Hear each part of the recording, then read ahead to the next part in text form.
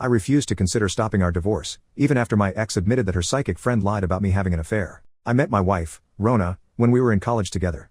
I made the obviously terrible assumption that the fact she was in post-secondary education meant she had a small amount of common sense.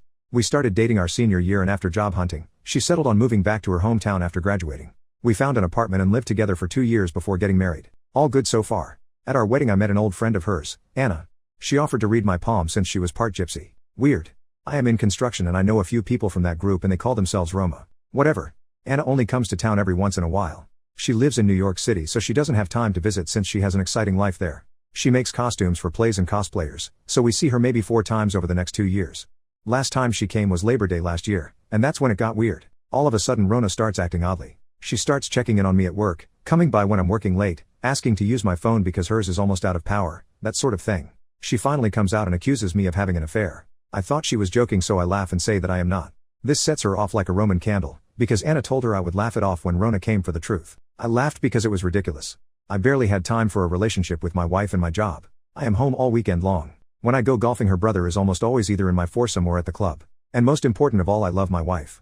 I wouldn't do anything to harm her, and yet she takes the word of Anna, the psychic seamstress, over mine. She asks me to leave our apartment. I say no because I have nowhere else to go. So she leaves and moves back with her parents. They think she is nuts too.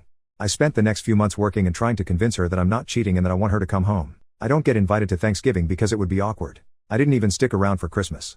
I went home to see my family. They have been following all this stupidity without commenting until then. At Christmas they had an intervention. They said my wife was having a break from reality and that she wasn't coming out of it. My dad told me to give my head a shake, which he only does when I am being monumentally stupid. When I got back I went to a lawyer and started my divorce.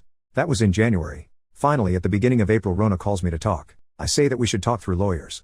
She starts to cry and I agree to meet her in public if she will allow me to record our conversation so I can give a copy to my lawyer. She eventually agreed. Turns out her and her parents hired a private detective to find my affair. 6 months and a huge bill later, zero evidence of an affair. She finally believes me and wants to come home. I tell her that our lease is up in July and I already found a job in Denver near my family. She says she would come with me. I respectfully declined and I told her we just weren't right for each other. The truth is I do not want to have my offspring share DNA with this dingbat. Anyway, I am moving ahead with my divorce. I am gutted that she took her friend's psychic vibrator over mine. Her family has approached me several times.